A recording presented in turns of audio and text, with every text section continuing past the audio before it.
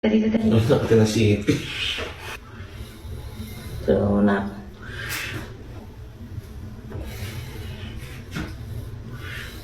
Tagalan natin. Wait, ito na muna. Sige, kayo sa gilid. Ay, Jowa. Pag matignan, wala na akong suso. Oh my God, wala na ako, Dede. Oh my gosh, talaga. Like, so fur. Oh, Masakit to. picture mo paano siya ginasa. Kasi kailangan natin, ganito na tayo magagasa. Yan, parang paggagayahan tayo. Grabe, sobrang gaan. Oh my gosh. Sakit ng utong mo. Ang liit na ng utong ko. Ang galing nito kay Happy. Jowa, na lang yung dede ko. Jowa, ang liit na ng dede ko. Meron pa din. Ha? Meron pa din. I mean, may dede ka pa din naman. Okay lang yan. Ganun nga yung tahi niya, no? Yung ano? Yung sinabi ng Doc Yapi, pag ganun, tapos pag ganun. Ang galing ng tahi, ganda ng tahi ko. Actually, dyan lang, yun yung pinakamatagal nilang ginawa eh. Yung tahi daw talaga eh. Tangin na wala na akong suso. Jowa. Panibago. Panibago eh. Wala na akong susuwa. Okay ka lang? Oo naman, gusto may puwet. Tangina, hindi ako makapaniwala. Wala akong suso. Ang liit na niya. Sobra. As in, sobra. Tarap ka nga sa akin.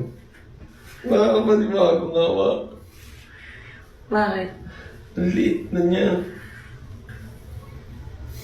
Wala nang mahal pa rin ako. Oo no. Nakatamin na dahil sa sosoy. Nasa pwet. Nabawasan ko pa naman yung pwet ko na Pero alam sili. kong hindi mo tatanggalin. Hindi na matanggalin, tabayan. Hindi naman silikon yung pwet ko eh. Oo nga. Actually, nung panahon na to, naiintindihan ko sa sarili ko na, sandali, nagkakaroon ako ng post-op depression kung tawagin, which is ilang beses ko na napagdaanan to. At natuturo ko na siya na, hindi, sandali, hindi yan totoong nararamdaman mo, Tony Fowler. Kasi nung nakita ko yung dede ko sa salamin, parang bigla akong nalungkot. Pero masaya ako at the same time. Masaya ako kasi nagustuhan ko yung gawa sa akin ni Doc Yapi. Like, ang ganda niya. Hindi na siya ganun kalaylay. Kasi nga, baby na ako. Then, yung gumilid na ako, gusto ko maging flat, pero parang bilang naramdaman ko, hala, hindi ako babae. Kasi di ba all my life parang yun yung nagbubuo sa pagkababae ko, yung malaking suso. So nung time na nakita ko yung dede ko na hala, flat na siya. Parang na-feel ko na parang ako yung that's my tomboy ng Quezon City. Representative. Ganun yung atake ko. Hindi ko na-feel na parang hala, mami ako, babae ako. Hindi. Parang na-feel ko na hala, hindi ako babae. May ganun. Pero alam kong emosyon ko lang to dahil nga groggy pa din ako sa gamot, sa anesthesia. Nalilito pa ako. Syempre, big change sa katawan ko. So, yun talaga. Yun yung nararamdaman ko. Baka bili ako Mio. Charot. Oh my gosh, ito na. Grabe, ito yung first time na makikita ko yung silicone ko. Ito pala yung binibit-bit ko ng 10 years na. Ay, dali mo na yan? Hindi siya mabigat? Dalawang nakakapa ako eh.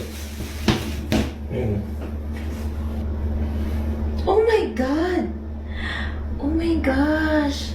Ito yung nasa loob ng dede ko. Alam, bigat niya! Ang bigat niya, Jowa! Nasa dede ko ay ilan? 280. 280! Tama ka nga, grams. Grams nga. Oh my God! Ang bigat nito sa araw-araw na buhay ko. Kaya pala pag may nakakapa ako nun sa'yo, parang Nagaganon. ganun no? Oh my God, ito yung silicone ko for 10 years. Ang galing, Jowa. Ang bigat niya talaga, literal. Kaya pala ang gaan. Lahat ng lato-lato mo, ito yun. Oo, lahat ng nilato-lato ko, lahat ng... Grabe, sobrang na ROI kita. Huwag mo na laruin. Expired na nga eh. Ano nga ganun? Display natin? Papaano ko to? Frame. Sumibenta ko. Charot. Diba? For 10 years. May amoy kaya yan. Amoy. Plastic. Plastic na ewan. Lagyan natin sa maayos. Huwag mo na laruin. Hindi na laro. Tayo nakakatawa kasi di ka mo nakaganyan. I-flex mo, oh. Huwag mo na ganun eh. Pero diba, ayun o. Teardrop kasi siya. Ay, hindi ba? Parang kipay lang. isipin mo sinong susot mo to, tuwa ka dito, ginaganon mo. Eh, pati mo naman nakalabas sa dede ko, nilalaro-laro mo pa din. Ito yung minamahal nila. Ito yung ginaganon nila. Inuunan niya. Nakakatawa. Ang galing. Tinasa dede ko for a long time and sobrang bigat niya. Ngayon ang gaan-gaan na. Tama na. Putang ina. Parang sinisisig kang wala na akong suso. Parang gago. Kumuha ka ng plastic ng paglalagyan natin nito. Saan na siya? Like, parang ako nag-vlog, no? Kinakausap ko na kayo, guys. Pero, oh my God. Ganito kabigat yung dala ko sa araw-araw. At ngayon, sobrang flat na ako. Oh my God! Wala na mga bata maglalagay ng mga bola-bola dito. Puro pet na lang. Diba? Like, toning powder. Kapabayan. Tapos ang matindi, pinagbawasan ko din kasi totoong dede ko. Kasi may dede rin kasi talaga ako dati. Bago talaga ako nagpagawa ng boobs. 36B na talaga yung dede ko. Oh my God. Pero ngayon yung flat na flat talaga. Like, ang tagal ko pinangarap to. So, ang tagal ko pinangarap na maging flat. Like that. Hoy, nakikinom ka pa dyan sa ano ko. Sa paragis ko. O, tayo niya. Ito na. Ano? Swipe mo na lang. Oh my God! Oh, Mami, sabi sa'yo, meron pa rin eh. Hala, ba't ganyan? Eh, natatakot ako. Ba't ka nang ginawa sa'yo? Kaya nitsura ng boobs ko ngayon. Mami, ba't ginanon? Kawawa naman. Pero meron pa rin naman. Yeah. Nilitan na pero may boobs pa rin talaga akong konti eh. Yeah, meron ka pa rin talaga. Mami, tas sinasabi mo flat na flat ka? Hindi talaga ako flat kasi talagang natural. May boobs talaga si mami, natural talaga. Naka-boobs talaga ako. Pero sobrang pinalitan ko, sagad siya, di ba? Ang galing. Yes. Mami, ba't ka nang ginawa? Takot ako. Okay. Hala, Mami, hindi ako sanay nung nakaganon ka. Yes. So, for the flat ako. Okay na? Parang na ako, parang ako si RC, pang model na. Yung model na supporter na. Mami! Kaya ka natanong ako, compression ka ba? Anong compression? Yung compression sa ano dito? Oo. Okay. Hindi ka sanay na hindi mo laki dede ko. Hindi ako sanay. Dyan ka lang Mami, paano Wait ka lang, dyan ka lang. Pakita pa ako sa'yo.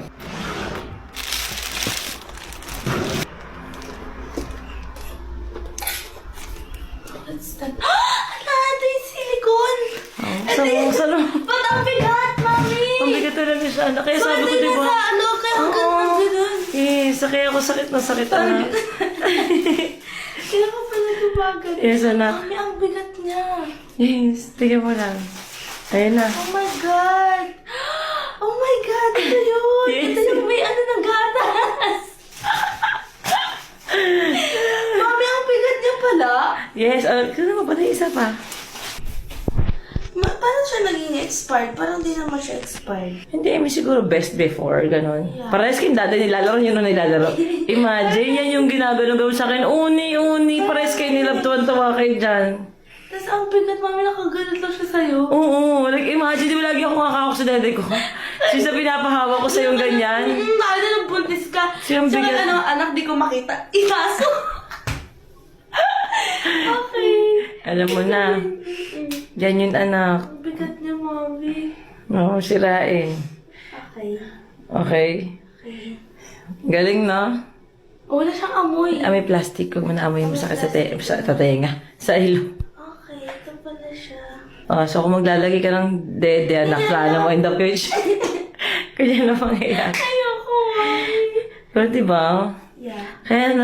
Kaya kahit may pain ako ngayon, parang mas nangingibawa sa akin yung saya ko. Saya mo. Kasi ang gaan ng dibdib ko.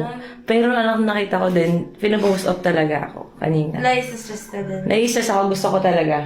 Ay, tumatawag ko yung daddy mo. Dade! Hindi ko si mami, hindi ka sumasagot. Dade, nagbibideo po kami. Nakita ko na ito. Ay, okay, sorry. Okay lang. Sige, ano yun? Ano kailangan? Sige lang, tapusin nyo na muna yan. Okay lang. Sige. 6, Antayin kita. Okay lang, huwag mo na baba.